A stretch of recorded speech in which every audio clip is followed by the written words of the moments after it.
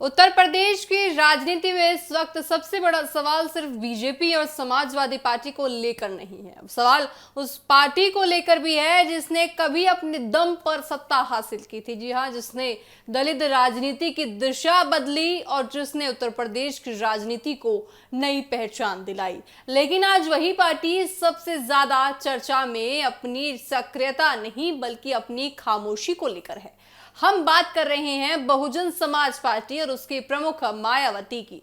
देश भर में इस समय नीट परीक्षा, पेपर लीक, बेरोजगारी, छात्रों के आंदोलन को लेकर सियासत गर्म है। संसद में हंगामा है, सड़कों पर प्रदर्शन और विपक्ष लगातार सरकार को घेर रहा है। कांग्रेस नेता राहुल गांधी जंतर मंतर पर छात्रों के बीच दिखाई भी दे रहे हैं। समाजवादी पार्टी की बात करें तो वो भी अखिलेश यादव देखिए युवाओं के समर्थन में खुलकर मैदान में उतर चुके हैं। लेकिन इन सब के बीच सबसे बड़ा राजनीतिक सवाल यही है कि आखिर मायावती कहां है।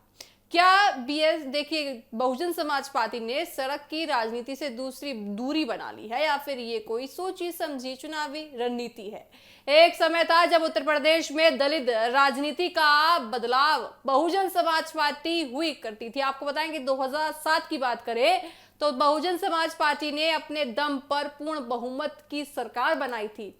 मायावती ने 4 बार उत्तर प्रदेश की मुख्यमंत्री बनी और लंबे समय तक राज्य की राजनीति की सबसे मजबूत नेताओं में गिनी जाती रही।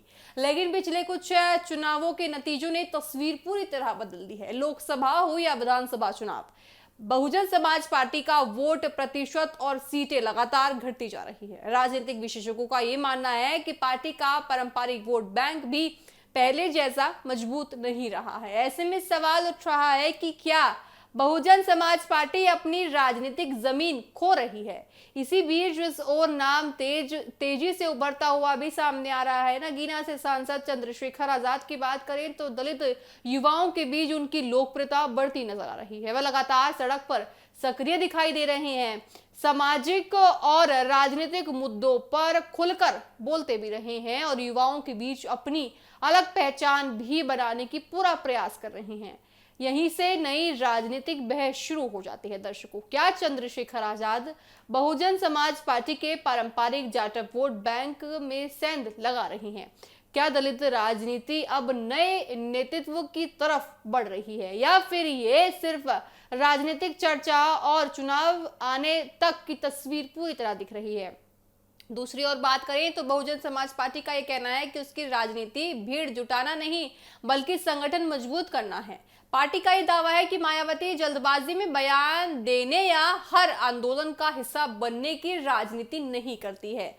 बहुजन समाज पार्टी का यह कहना है कि वह सही समय पर जनता के बीच जाएगी और चुनाव में अपनी ताकत दिखाएगी भी। लेकिन विपक्ष इस दलील को स्वीकार करने को कतई तैयार नहीं है। कांग्रेस और समाजवादी पार्टी का यह आरोप है कि जब युवा सड़कों पर छात्र और अपने भविष्य के लिए संघर्ष कर रहे हैं और बेरोजगारी बड़ा मुद्दा बना रहे हैं, तब बहुजन समाज पार्टी की चुप्पी कई सवाल खड़े करती है। राजनीतिक जानकारों का देखिए मानना है कि 2027 का विधानसभा चुनाव सिर्फ बीजेपी या समाजवादी पार्टी के बीच मुकाबला नहीं होगा।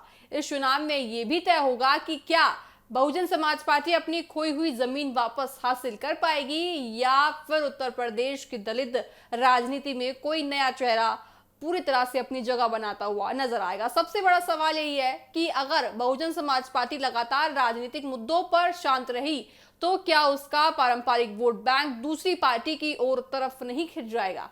क्या कांग्रेस और समाजवादी पार्टी इस स्थिति का फायदा उठाएगी या फिर चंद्रशेखर आजाद दलित राजनीति के नए केंद्र बना पाएंगे? सवाल देखिए यही है कि क्या मायावती की चुप्पी कमजोरी है या फिर एक सोची समझी रणनीति है, क्योंकि इससे पहले भी कई चुनावों में बहुजन समाज पार्टी ने अपनी आखिरी समय में अपनी चुनावी अभियान को तेज किया है। ऐसे में ये कहना जल्दबाजी होगा कि पार्टी पूरी तरह राजनीतिक दौड़ से बाहर हो गई है।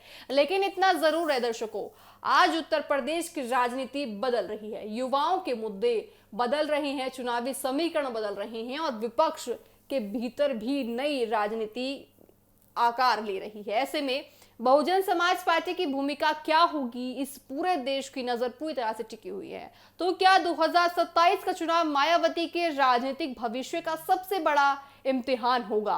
क्या दलित वोट बैंक पहले की तरह बहुजन समाज पार्टी के साथ रहेगा? बड़ा सवाल है। क्या चंद्रशेखर आजाद इस राजनीति की नई दूरी बनाएंगे?